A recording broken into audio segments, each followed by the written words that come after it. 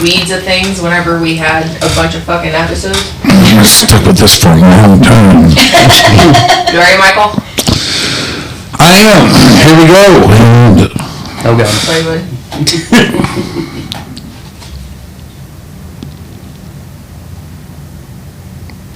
what if you could free yourself of pain, anxiety, and sleepless nights? And what if you could do it naturally? At the CBD House of Healing, they're running a women-owned CBD boutique. They would like to help. They can help. They carry only products from their lab made to meet the highest quality and purity. They carry only products from their lab made to meet the highest quality and purity standards. Their owner is also an RN. They emphasize building trusted relationships through education. They give you the knowledge to care for yourself. That is their ultimate goal. Find your relief from the aches and pains, the emotional stress and drain, and sleep again. CBDDallas.com, 8550 Plano Road, Suite 101 in Dallas. Begin your healing at the House of Healing.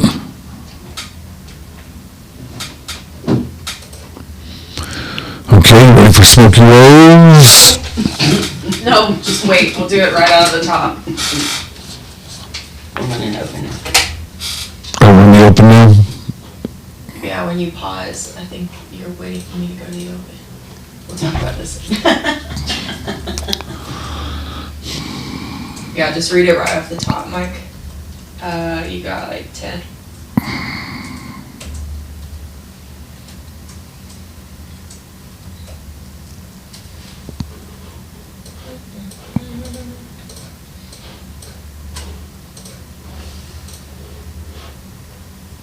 My 10s are longer, I guess. You have 3 day 5, plans. 4, 3, 2, 1. Let me tell you about Smoky Rose, a Tex-Mex barbecue joint that is in the heart of their community in East Dallas. They were established in 2016. They serve up meats that are smoked in their wood-burning smoker, low and slow. That's the right way, and it brings out the best flavors. Every item is made with the highest quality ingredients. Every bite is as good as the last. The drinks are made with special care and the vast knowledge of their owner, David Cash. They are located in East Dallas, right across the street from the Arboretum. Smoky Rose has the perfect seat for you in their patio. They're open year-round. You can enjoy your food units and drinks while taking in the beautiful surroundings. They are open for brunch on Sundays, happy hour 3 until 6. They're at 8602 Garland Road in Dallas. You will enjoy the Smoky Road, and you'll enjoy the Smoky Rose. And we will be there on the 19th of September from 4 until 6. We'll be followed by live music with Bill Brooks, and who knows what might happen out there that day. Come see us September 19th, 4 until 6 at the Smoky Rose. Let's do some content. All right, and with that, we're back with another edition of Your Dark Companion. We got to revamp this whole thing, the whole outset of this shit. No one's not doing great either. Pull it out of the ditch. Well, we're here. Hello. I would be Mike Rhyner. Shippy is here. Hi. Ashley is here. Becca is here. We got the whole crew here for you. And we're going to delve into something a little bit outside the norm here on the presentation today. This is Pediatric Cancer Awareness Month, and we have a couple of people who have dealt with that sort of thing and dealt with it in a rather serious way. Mikki Butler is one of those. She is on, I guess, the right as you look at it. I don't know what's left or right anymore. Okay, whatever. Anyway, we got to know Mikki when we were all at the Freak, and we would do remotes, and Mikki and one of her friends would come out, and we saw them there all the time. We got to know them and everything, and along the way, we learned about her son, Brendan, who has gone through this very thing with pediatric cancer, and that's what we want to talk to you about today. How do you guys do it? Everything all right? Yeah, doing well. Thanks for having us on today. You all right, Mikki? I'm doing fine, thank you. You're not saying anything over here. But I guess the subject here is Brendan anyway, because you've been through this. Now, a little background here. You're how old? I'm 23. 23? Yes. And when did all this start for you? It was January of my senior year of high school, so I was 17. I was just walking around before school one day when my foot just kind of popped, and I didn't know what it was. It was pretty random. So I tried to ignore it as long as I could, but that ended up not being a great idea, because by the end of the day I got home and my foot was swelled up like a balloon, was about every color that you could possibly think of, and that's when I called my mom and I was like, it's probably time to go to the doctor. I think I need to get this checked out. So I think we went a couple days later, and they didn't really know what it was what it was at first. What did they tell you to do about it? Anything? He wanted to do a surgery immediately because he thought it was a cyst that had overtaken the bone and ended up fracturing my bone in my foot, which is what that pop was. So we went ahead we moved forward with the surgery, and he said while he was doing the operation it looked a little unusual and wanted to send it down to pathology to get the real report on it, and it came back as a rare type of pediatric bone cancer called Ewing sarcoma. So that's something. All right, how long a time span are we talking about here? Because the way you present it, this all seemed to happen pretty quick. Yeah, it was probably about a week and a half that, like, he wanted to make sure we got that surgery done almost immediately, because he was afraid that if the mass had expanded anymore, my foot would have broken even more. He didn't want to put any metal plates or anything, so I believe that my surgery was either a Thursday or a Friday, and I think we waited a week in between the actual diagnosis and the surgery. They were just trying to get things in line, and I remember it like it was yesterday. I was at my mom's house, and she said, "We need to go see your dad." And I was like, well, that's unusual, because we don't normally all hang out in the same room together. So we went down to my dad's, and that's when he laid it all out there for us and said that I had been diagnosed with Ewing sarcoma, bone cancer. And we were all pretty caught off guard there and a little bit scared of what the future was going to hold, but we all tried to put our brave faces on and get connected with the right people, and that's when we made our way down to Medical City and got hooked up with an oncologist. And the first one we saw was just the person who would do more of like the orthopedic side of it. So the way that most bone cancers are treated is you do a chemo regimen, which is about 12 weeks on the first half, and then you do a surgery around the site of the tumor, and then you do another 18 weeks of maintenance chemo. So I had two different oncologists, one that would do the surgery and one that would give me the chemo. So the first one we saw was the one that would do the surgery. He referred us to the one that would do the chemo, and it all happened within days. I think I was admitted that same day. I was going to say, are we talking weeks or months or what here? But it sounds like we're talking pretty much hours. So my diagnosis was January 27th. I think my initial surgery was like the 14th or something, and then my first dose of chemo was the 28th. So they did, about a week after that. I did a week of testing. My first dose of chemo, I remember, it was Super Bowl Sunday.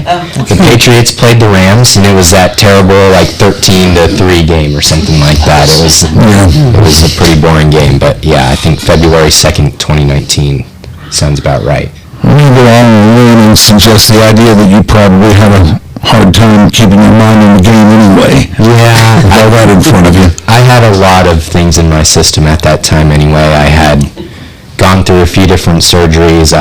You had to get a Metaport put in, so basically the chemo medicine that they give you is too strong to be put in a regular vein. It would pretty much burn your vein.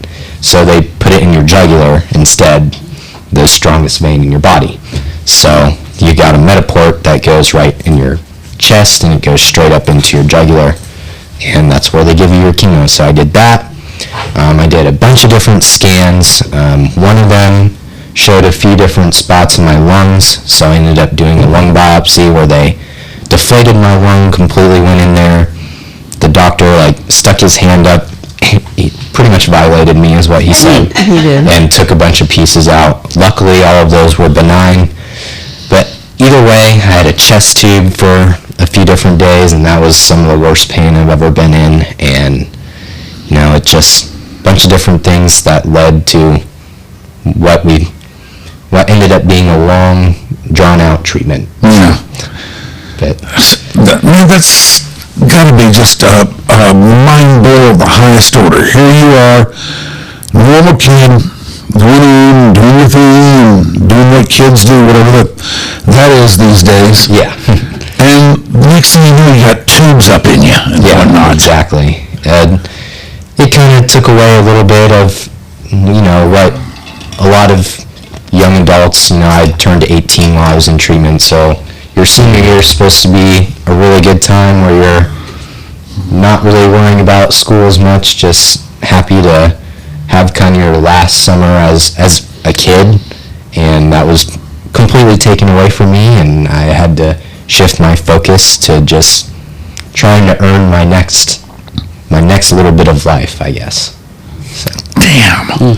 That's heavy, man. It's something. Yeah. So,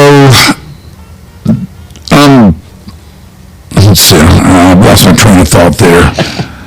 Well, one of the reasons that they admitted him right away is because this form of cancer is so aggressive, you have to know immediately if it's anywhere else. So one of the scans he had to do is a PET scan, which makes you radioactive, and you can't even have anybody sit in the room with you. I had to literally be in another room within however many feet that they deem, and watching him just go through that, and then, you go in the little narrow tube and all of those fun things, and all kinds of different scans and tests and things that you have to do on a regular basis. Yeah, that scan alone was probably close to 3 hours because they inject you with radioactive material, and then you have to sit for an hour so that it all goes through your body. Oh my gosh. See everything. So, 3 hours doing that. yeah, so I can't imagine. Yeah, and then you get in the tube and they wrap you up in blankets real tight, and you can't move. Your head is strapped in. So at that point, once the diagnosis kicks in, your mind is well, I just kind of need to submit. All the people around me know a lot more about this than I do. So, you just got to do what they ask, and you know that it's going to suck, but it's necessary. At what point were you able to fully get your head around what was happening? Because, this must have just made you crazy. All of a sudden, you're like, what the hell, man? I'm not a normal kid anymore. Yeah, I feel like I never really got into that mindset because all that does is it makes it worse. So I tried to focus on what really mattered, and I had a lot of really good support, especially at the beginning. A lot of different people from pretty much every aspect of my life, whether it was sports or school, everything in between. Everybody tried to rally around me, and quite honestly, it took my mind off of what was happening to me physically, because I could just focus on all the love and support that I had. It made a huge difference. There's definitely, you can't really get into that place in your mind where you feel like, man, this was taken away from me. It's kind of like, this is what I'm doing now. I'm going to do it so that I can do things later. Mm-hmm. And so you just live in the now as much as you can so that you don't focus on the things that you're not doing, because you know what you are doing. Yeah, I guess in there somewhere you just have to accept the path, the fact that your life is going to now go down another path that you would never imagine before. There's nothing you can do about it. So let's dig in and take our best shot here. Exactly, and it's crazy to think about everything that's come out of it, and we can get into that a little bit later, but it opened a whole new world, just that I never would have thought about. I totally thought I was just going to go to college and get a degree and just work a 9-to-5 the rest of my life, but that has not been the case so far. So a lot of different opportunity that has led me to things far greater than I ever imagined. So it's like, it sucked, but I'm grateful for all of it, which is a weird thing to say. A lot of people may think that's unusual, but I think if you ask anybody who's had a kind of life-changing experience, especially at a really young age, they wouldn't have it any other way, just because it opens up so much greater opportunity than anybody would have ever expected. So, Like, where did that opportunity that came along and that change of path, where's that led you so far? I mean, I realize you're still a young guy here. yeah. So a few different things. Because of the placement of my tumor, I elected to do a below-knee amputation. So that was the surgery that we went with. The 12 weeks of chemo, I had an amputation, and then 18 more weeks. And when I had my surgery, I kind of told myself, like, I'd always been an athlete. I was like, how can I continue to do that? And, they just ended the Paralympics. Are a pretty cool thing. A lot of really spectacular athletes, at the top of, they're top-end athletes. They all have physical disabilities. And I said, I know it's going to take a lot of work, but I really think that I could get there one day. So that gave me purpose, like, right out of the gate there. I was like, okay, I'm going to pick a sport, stick with it, keep training and training until I get there. So I settled on track and field, which is probably the most well-known. I mean, you've seen some amputee runners in the regular Olympics before. But that's kind of what came to mind, and I'm still right in the middle of that, training hard every single day. I'm thankful to have some resources available to where it comes at very little or no cost to me, which is a big thing, especially when trying to navigate the professional world as well. So that was one thing, and I don't know, it's pretty neat to be an athlete still. I never would have thought about that. We don't really know each other. We're meeting for the first time, but I just can't get over how you seem to have your head right with this whole thing. And I don't know if I could do that, man. I really don't. I think you would surprise yourself. People say that all the time. They're like, I couldn't do what you do.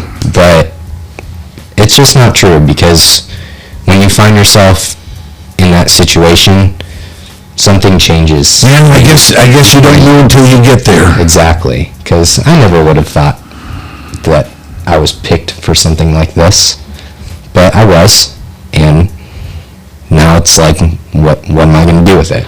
So with that and being an athlete, we also started this foundation to fill a gap of what we thought we needed while we were in the hospital. We were supported by a lot of really, really great. Talk about the $1 million for Anna. Yeah, so there's this foundation. This is what's really wild. This might be divine. So I went to high school at John Paul II, and every year they would have these people come and talk about their foundation. It was called 1 Million for Anna. And their story was that their daughter had Ewing sarcoma, and her case was quite a bit worse than mine. It was pretty much everywhere when they first found it for her. So unfortunately she didn't make it, but her parents started this foundation where they go into the hospitals, they make connections with these Ewing sarcoma patients and fund a lot of research, because have you ever heard of Ewing sarcoma? I've heard of it. Yeah. Very few people really have. Becca hasn't. Yeah. So they had one sticker on there. It said, "Ever heard of Ewing sarcoma?" No? You're lucky. So Well, like I say, all I've done is hear of it. yeah. So that being said, when I was first diagnosed, I knew exactly who to reach out to, and they pretty much made contact with us within weeks of me getting sick, and they're just some amazing people that really paved the way for us to found something of our own and put our own little twist on it, and that without them, I don't know where we'd be today. So I was able to speak at their final dinner or gala. I didn't know it was their final dinner, but they wound down their foundation shortly after that, and that's when my mom and I sat down and we were like, we need to do something, because now that they're gone, we need to be those people. So out of that, the Brendan Butler Family Foundation was born, and we honestly didn't really know how to do any of it. We are probably still figuring it out. Yes. But we knew we needed to do something, so that's what we did, something. And it started very simply out of doing a holiday toy drive for the hospital. And that was before we were even a nonprofit. I was like, I want to do this. I was lucky that I didn't have to be in the hospital over the holidays, but I've seen it, and it's pretty dreary there. So we were like, what can we do? So the first thing we did was we just raised a bunch of money, got a bunch of donations, and then Christmas Eve we go and drop it off and give it to all the kids who are still there. We're going to do that again this year? We sure are, yeah. So that became our flagship sort of fundraiser or event. That's what we basically founded our organization off of, and so we use it every year as our biggest fundraiser, and from that we've expanded into a few different things, doing like care packages for the kids. We call them BB boxes after me, and they're specially formulated or put together. My mom thought about what were the best things that a kid and their family would need going through chemotherapy treatment. So there's a lot of like comfort things like neck pillows, hard candies, gum. One thing that people don't realize is when you're getting chemo and some of the other medicines you have to get, you can taste it, and it doesn't taste good. Yeah. There's this one. No, I've heard this. Yeah, there's this one that is not good. It's called Mesna, and basically, unless you want a hole in your bladder because the chemo is so strong, you have to get this infusion of Mesna. It takes like an hour and a half to coat your bladder in something so that the chemo doesn't burn through you. So, and that, every time I would catch a whiff of it, I would get sick every single time. How many times did you have to get it through the course of your treatment? Was this like an everyday thing? It was every single time that you got a chemo dose. So, man, I don't even know numbers wise, but basically my treatment was 5 days of chemo and then a week off, 3 days of chemo, a week off, and it did that for 10 months basically. Wow. And so every single one of those days, the first thing that you get is the Mesna dose and a bunch of steroids too. But yeah, so I would sit there basically like plugging my nose for an hour and a half, because I knew that if I caught a whiff of it, then I would be throwing up everywhere. So we tried to find a few different things to combat that. A lot of people suggested hard candies or gum or just something. See, I always knew that there's a place in this world for a good Jolly Rancher. Exactly. So that is it. Those are in the box. That is one of the things we throw in the box is Jolly Ranchers. And I could not get enough Jolly Ranchers when I was going through chemo. I promise you that. I can't anyway. Yeah, exactly. They're great. They are. They really are. So that became a staple of our box. We have a neck pillow. We do handmade fleece blankets. And then my grandma also knits blankets and these little things called worry worms, which are you're supposed to like take out your anger on the worry worms. There's a similar thing called a damn it doll. I don't know if you've seen that. It's our version of it. But it just things that kids and families can use throughout treatment. Also some games, notepads, anything like that. There's times during chemo where your mouth hurts from mouth sores. It's a common side effect of the chemo. So some days you just don't want to talk or eat or do anything. So having the opportunity to write something down is is a good thing to have. Is that something with like every kind of chemo? I don't think it's every kind. It's definitely associated with one called the Red Devil. It's called doxorubicin. So it's actually commonly treated for women with breast cancer. But it's such an effective chemo that it is used in a lot of different pediatric cancers that are really aggressive. So it's intense. It causes heart issues. It causes you to pee red because it's literally a red chemo medicine. And then those mouth sores. I remember the worst mouth sores I ever had were on Easter Sunday, and we had a great meal to eat, and I really wanted to have all that ham, and I couldn't do it. It was too painful. But he doesn't even know what about him.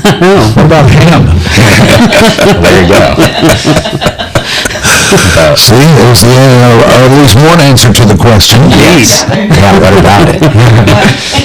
So now you can have all the ham you want whenever you want. That's right, yeah. No more chemo, so that's good. But That chemo is so strong that there's literally a lifetime dosage that you can have. So if you have maxed that out and your cancer recurs, they have to find something completely different. Which you can't have anymore because it does impact your heart, which it actually did for Brendan. Yep, I did not get to my max lifetime dose because they found a clot in my right atrium. Yes, at 18 years old, and a clot in my right atrium. So they ended that one like 1 or 2 doses early because a little bit more and it probably would not have worked out well for me. So just another thing, and the worst thing about all those chemotherapy medicines that they give to these kids, the most recent one is that doxorubicin, and it came out in the 80s. So that's one of the issues that we have with a lot of cancer treatment. It's not just pediatric, but they haven't found anything effective in years, decades. So that's part of the reason that we started this, was like, not a lot of people know that. Yeah. But if you've been there, you know that, and it's extremely frustrating because you would think that with all of the technology and all of the funding and research that the medical community has done, that you would at least have a new effective chemotherapy drug within the last 10 years, but that is not the case.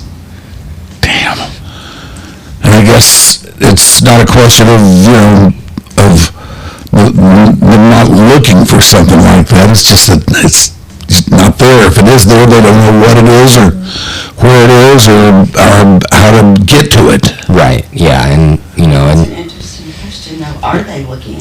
yeah, who I think knows? that's part of it, is that the dollars aren't spent on research for pediatric cancer because they're spending it on breast cancer and prostate cancer and things that you're more familiar with. Yeah. So the kids kind of get left behind.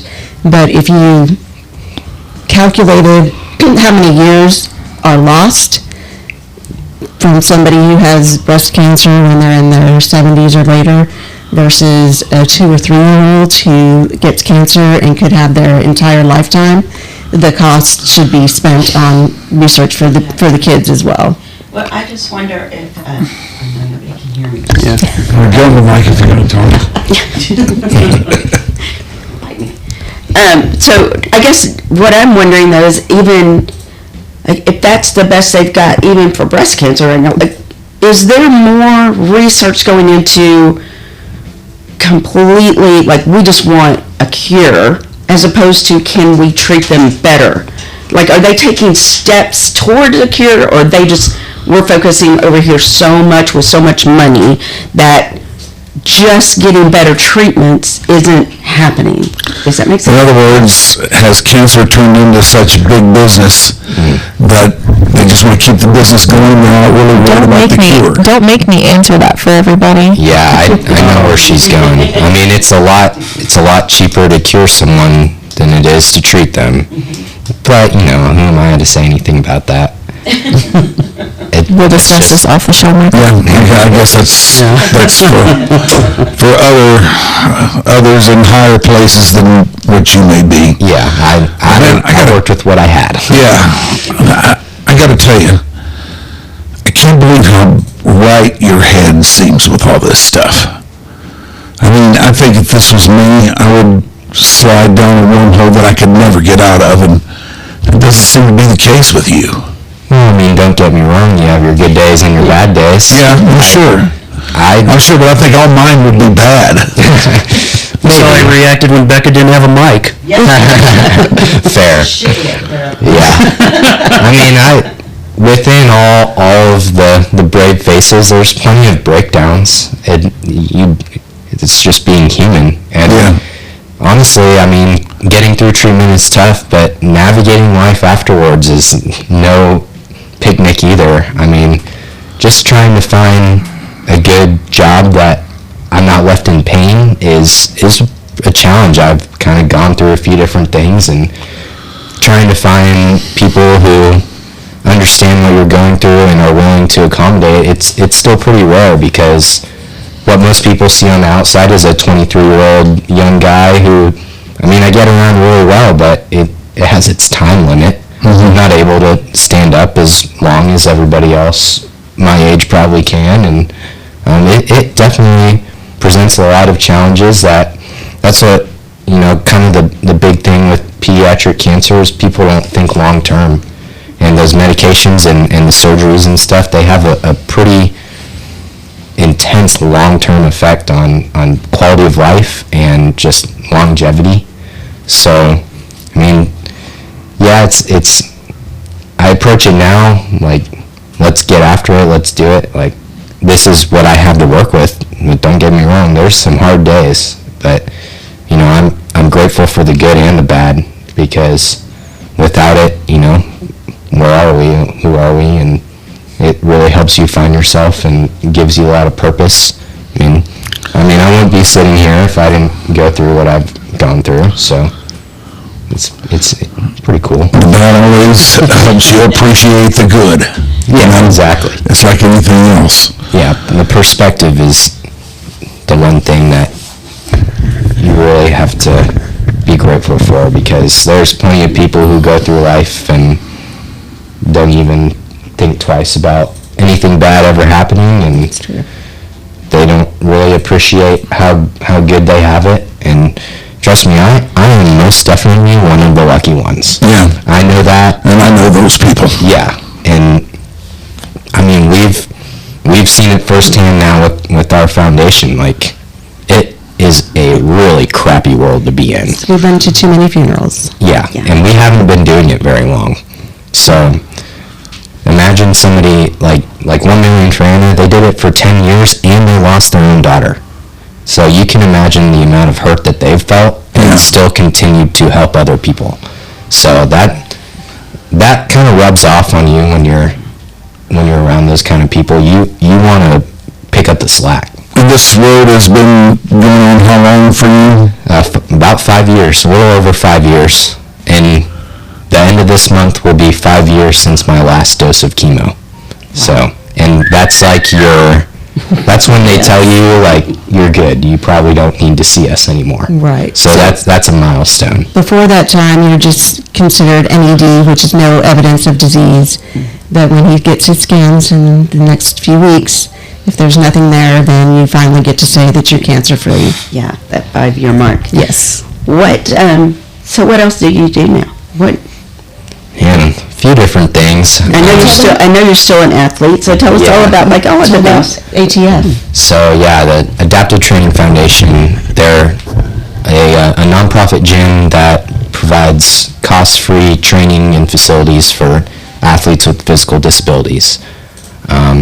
It was founded by former NFL player David Labora, They've been around since 2014, I believe, and they're pretty awesome. They are growing, and they've given opportunities to people like me to be a head trainer. So now I train my own athletes. I went through the program a couple years ago. It's a 9-week program. They call it Redefine. So basically, you get one-on-one training with somebody, and then you work on your mindset and mindfulness. And they teach you a lot of breath work. They teach you simple things like the way you talk to yourself. Like, you know, David says that the only curse word in that gym is can't.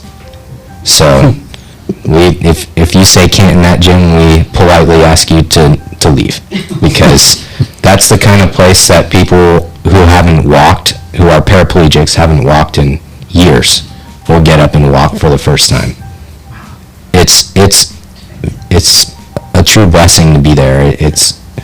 You have to It's apply and be accepted. You don't just go there and say, hey, You show up. join your Yeah. class. Yeah. And if you've been accepted to the class and you say can't, then they're gonna take somebody else who can. Yeah, so each Redefine class has 10 to 14 athletes, and they usually have upwards of 150 to 200 applicants. So, if you're from out of town, they house you for all 9 weeks, and they take care of you, feed you. It's the real deal. But it's hard to get in. It is. You have to be goal-oriented. You have to have the right mindset. You need to want to get better, because you need to be able to be vulnerable, and you need to be a right fit. Yeah. Nobody in that gym wants somebody that's going to drag them down. So they make sure that they surround themselves with uplifting individuals who are really willing to push themselves, and their catchphrase is defy impossible. So we've seen that many times with people Quite whose amazing. doctors told them they would never walk again, or people like me where, like, I didn't know a single amputee when I had my surgery. The only other person I met was another girl going through treatment, and she had her amputation like shortly after me. And I'm like, well, now what? So just being able to have a community of other people like that, granted most of them are a lot of wounded combat vets, so it's a completely different world than what I came from. But on the other side, it's the same. Just going through something that caused a lot of trauma and trying to navigate life afterwards. It's good to have some mentors, and I'm still the young guy there. Most of the other athletes are a little bit older, 30s, 40s, especially a lot of the combat vets are from Iraq, Afghanistan, so they're kind of in their 30s and 40s now. But they're all really great mentors to have, and just every individual there has their own story to share, and it's a hard place to describe without anybody knowing about it. Do you I think, pretty much cry every time I leave from there because it's just so inspiring. And one of the athletes that they help with is people with traumatic brain injury. So obviously you see Brendan, you see he has a physical disability, but you look at those people and you would have no idea how much they're struggling just to take a couple of steps or get through every day. And it's just amazing what this place can do for them. is this a place that you'll be going to for the rest of your life, do you think? I hope so. So they're getting bigger and bigger, and they are trying to build a new campus that has like on-campus housing and stuff like that. Yeah. It's just, it's all about the funding, but that should be here in the next couple years. And as long as it's around, I'll be going there. I train there every single day, and now that they also pay me to be there so that I can train other athletes too.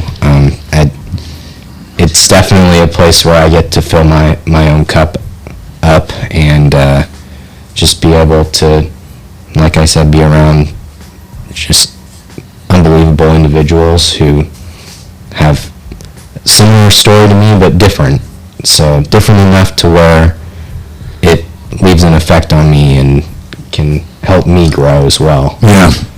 So if somebody wants to get involved with the foundation, So for us, there's a few different things that you can do. We're registered for North Texas Giving Day, so you can go on their website, look us up, Brendan Butler Family Foundation, and there's a donate link there.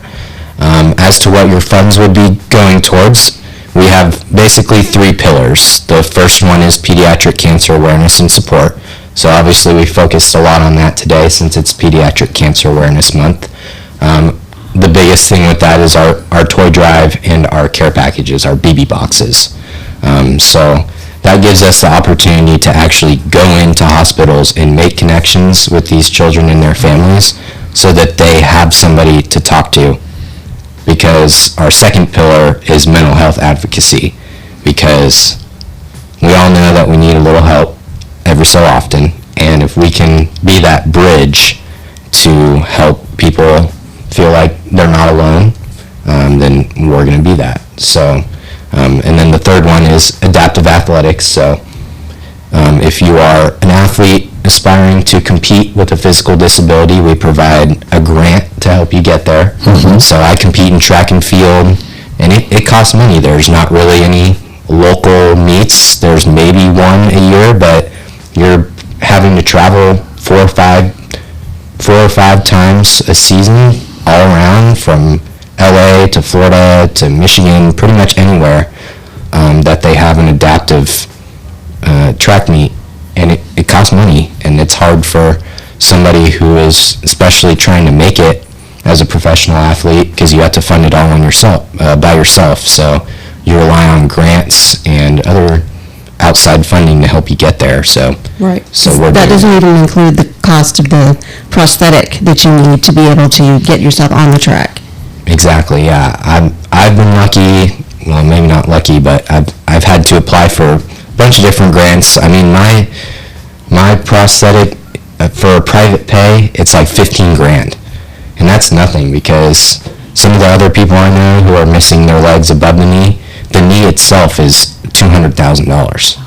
And a lot of times, unless you're part of the VA, you end up with a pretty crappy one, because insurance never wants to pay anything like that. So you rely on, yeah, right. So you rely on the foundations and nonprofits to help fund that for you. And I've been helped out by a few different ones along the way. So. is there a phone number or a contact or anything for the foundation? Yeah, we just have an email, Brendan Butler Family Foundation @gmail.com, and then you can message either of our social medias, Instagram and Facebook. It's both Brendan Butler Family Foundation.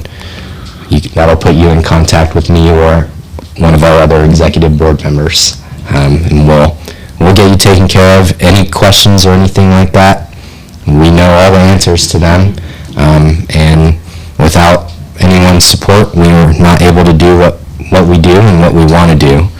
And we are looking to grow and get bigger. We have some really big plans to just give thousands, like, I have a goal of making $100,000 next year. And I really think it's possible.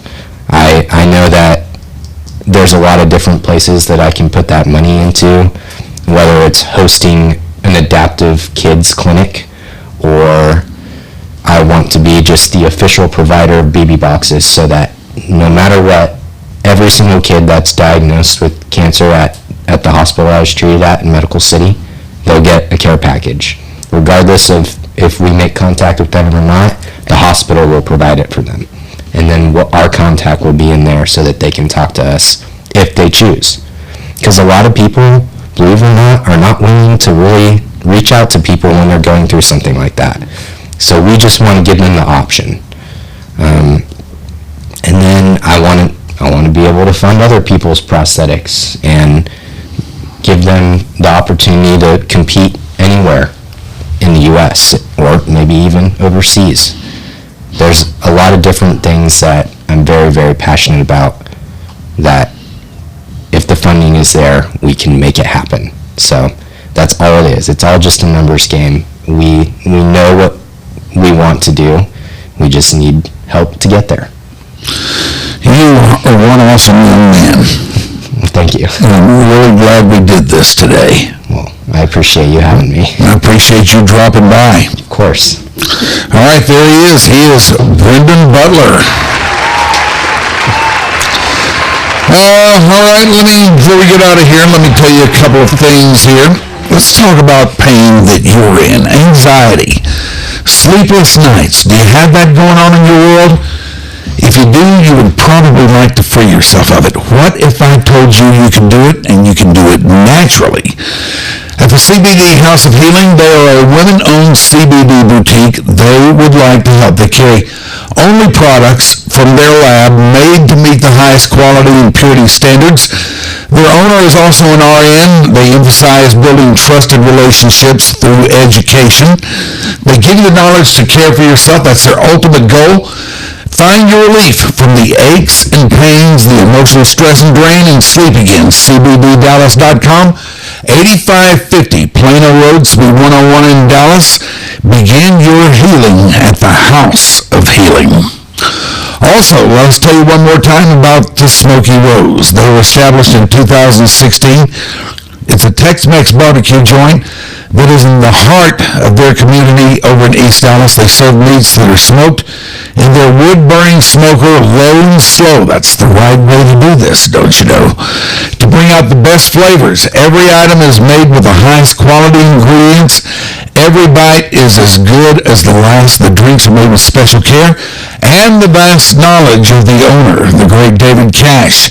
Located in East Dallas, right across the street from the Arboretum, Smoky Rose has the perfect seat for you on their patio. They're open year-round, where you can enjoy food, drinks, and take in the beautiful surroundings. Brunch on Sundays, yes, they have that. Happy hour from 3 until 6. They're at 8602 Garland Road in Dallas. We will be there from 4 until 6. Your Dark Companion will be doing a remote podcast from there Sunday or September 19th, 4 until 6. It'll be followed by live music with Bill Brooks. So come see us at Smoky Rose. Thanks for watching.